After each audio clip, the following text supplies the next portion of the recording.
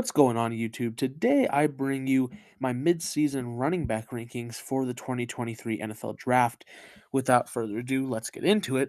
Starting off with number one, it's going to be Bijan Robinson. Everybody's number one, but he wasn't actually my number one for a while. For a while, it was actually Sean Tucker. We'll get to him later.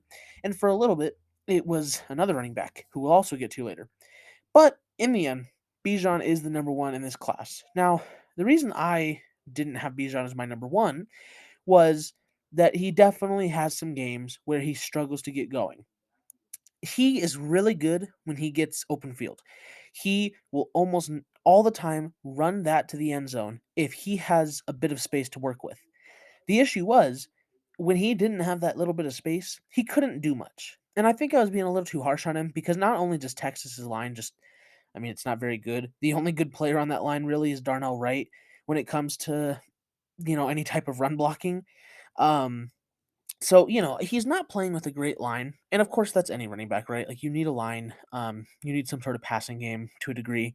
But Bijan, you give him a little bit of space, he will do work. He's hard to bring down. He's just a brutal runner. He's not the fastest, but he gets open. He'll make a big play out of it. And that's just kind of the issue, right? Is he needs that.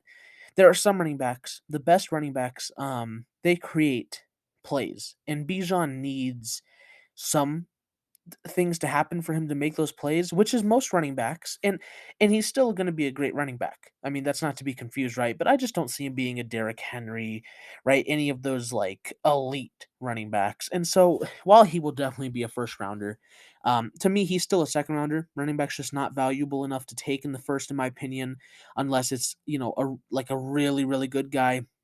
There might actually be 3 first-round running backs next year for me, which would be very rare to even have 1, so the fact that there's 3. But either way, Bijan, he's got size, he's got, good speed for the size. He's a brutal runner, he's number 1 for me, as for everyone else. Number 2, Jahmyr Gibbs, and I've been a big fan of Gibbs. Whoever's been number 1, Gibbs was always number 2, because to me, it was just pretty obvious that in most classes, this guy's probably your number 1. He's a lot more consistent than Robinson, I'll say that, and part of that just comes from the fact that he does definitely play with a better line, but again, I'll go back to the fact that any running back needs a good line unless you're Derrick Henry or, one of the all-time greats, and even Derrick Henry, we've seen his, play decline a little bit, not just because of injury, but also because his line is not very good anymore. But regardless of that, right, that's going to be a factor for any running back, the line that he has. So at this point, you're pretty much just ranking, considering they have a good line, who's going to be the best. And Robinson comes in first, Gibbs comes in second because he same as Robinson, he just does work. But I love the way he uses his speed in his game more than anything. He makes people miss so effortlessly. This is a perfect example of like he very likely could go in the first round. I don't think he will. And there's a very talented class at the top, so I don't know if he sneaks into the first, especially considering that Robinson is there. But absolutely could because I keep mixing the two up because Gibbs is a very talented runner. Wow, he's a very talented runner. For sure, uses his speed great. I love him as a receiver. This is definitely not a bad guy to get in the second round at all. Number 3, we're gonna have Israel Abanikanda, I think is how you say that, and this guy was the other one that was my one for a bit, and I really, really like Izzy. Good frame, but he doesn't look his frame, but that's because he is extremely fast. The downfield speed is elite with this guy, but he can also make people miss, and above all that, he does not have a lot of tread on his tires. He's not taken a ton of snaps prior to this season at Pittsburgh, and he's only 19 going into his rookie year. Like, he's going to be 19 as a rookie.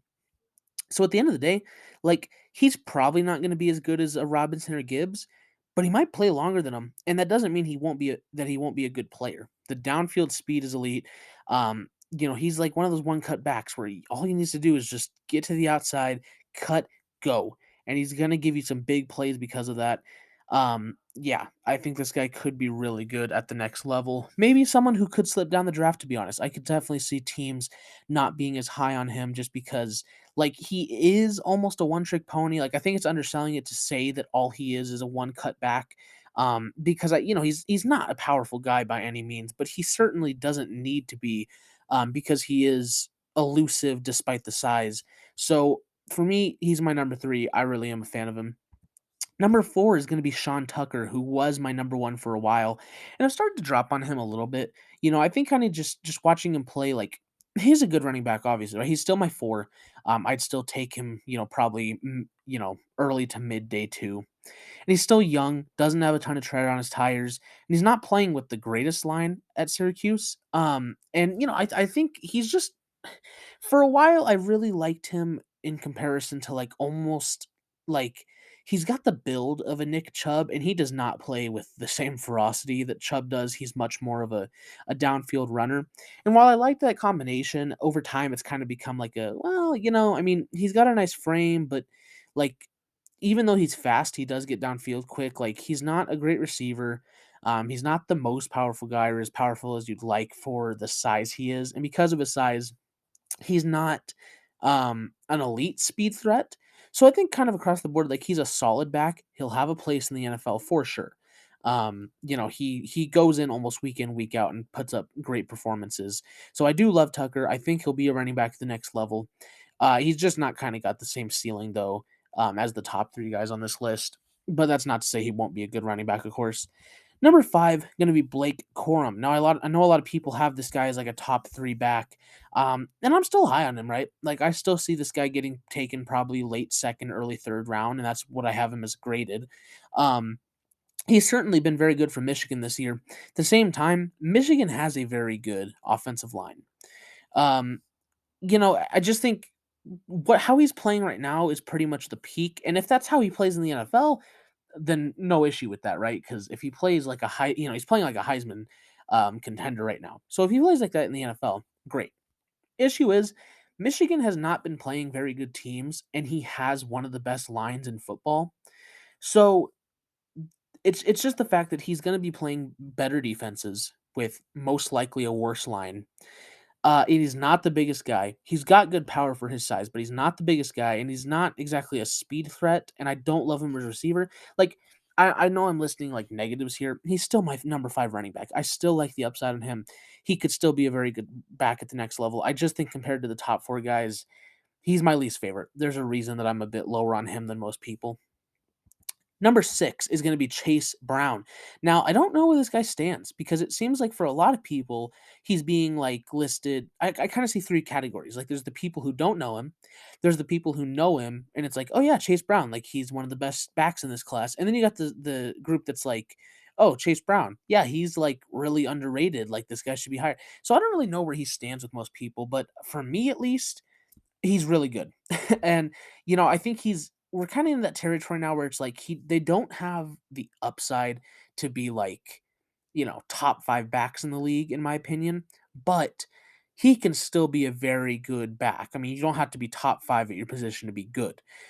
Chase Brown, at Illinois, he's playing behind a decent line when it comes to run blocking, but I think he does do a lot on his own. I like the size, and he's got a nice combination of strength and speed. I don't think he has like any one elite trait.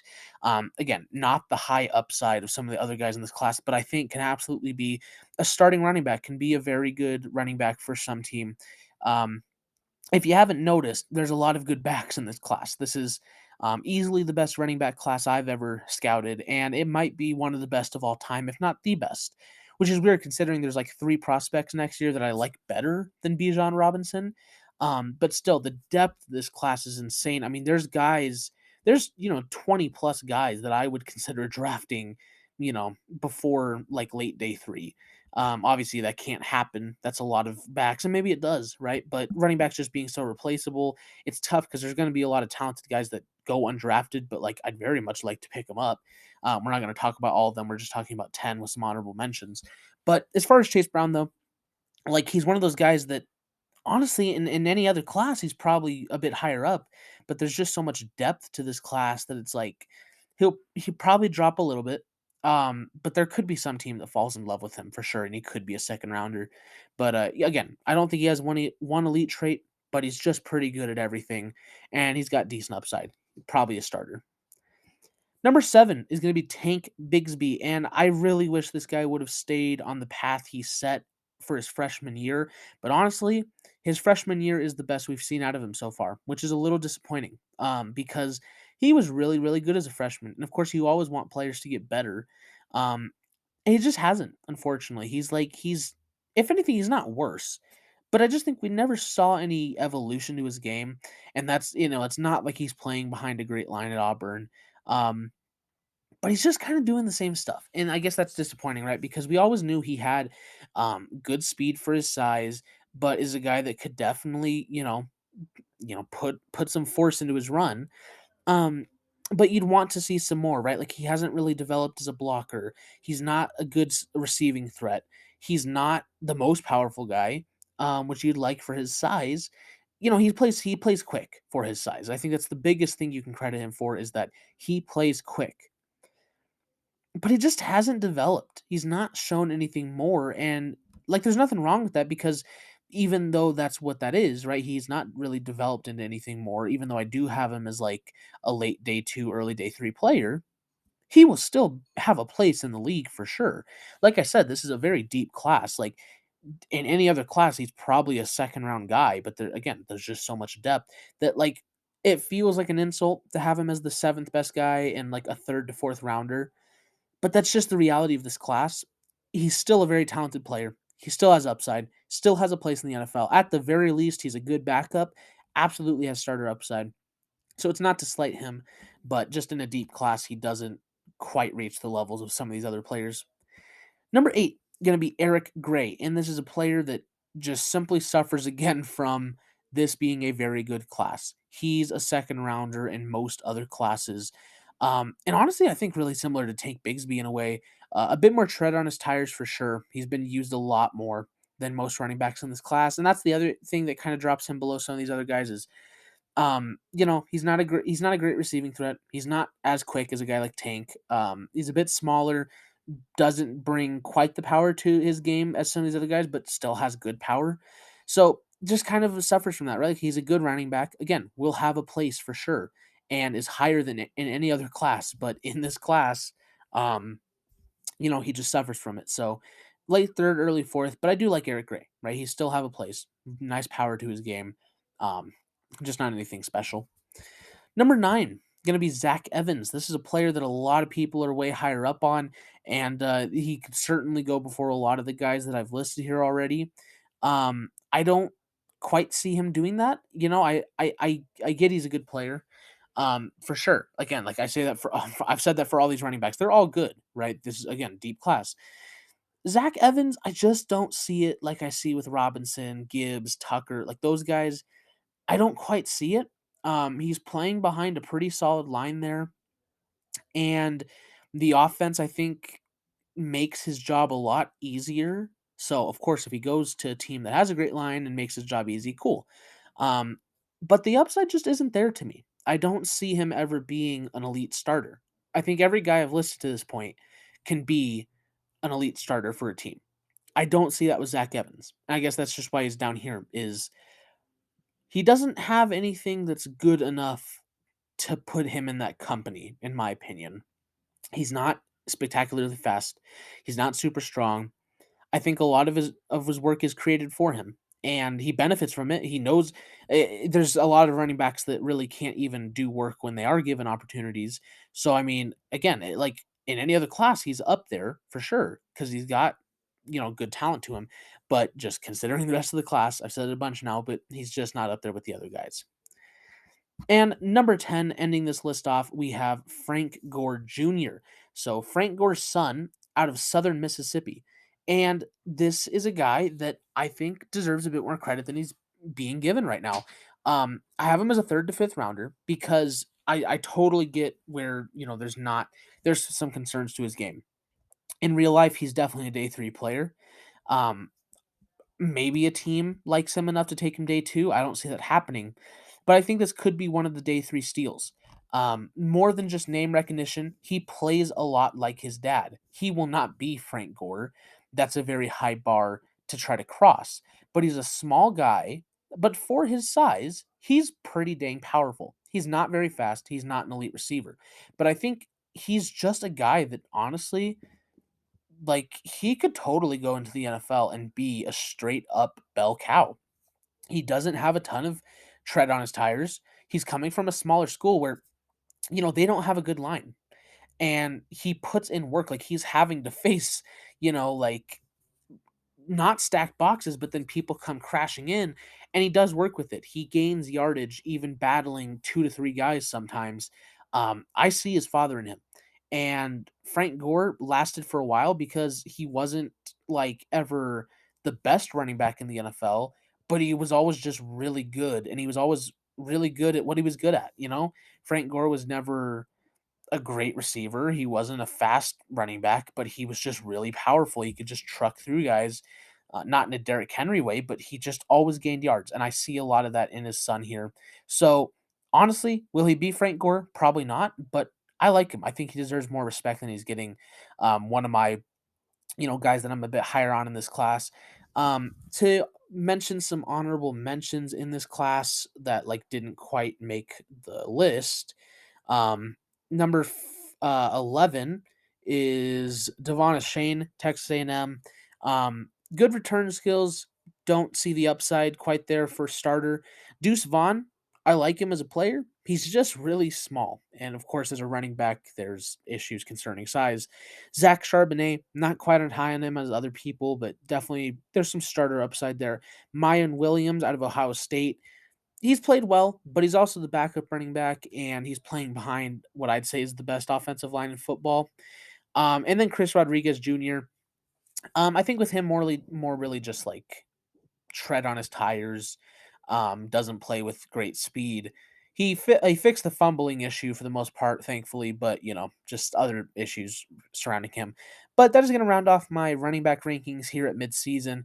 Next week will be wide receivers. Got power rankings tomorrow, a mock draft the day after that, weekly predictions, other videos all the time. So if you want to stay tuned for that, subscribe, hit the notification bell, leave a like, comment down your running back rankings. Is there a guy you want your team to take? Let me know down below. Thank you guys so much for watching, and I will see all you guys in the next video. Bye-bye.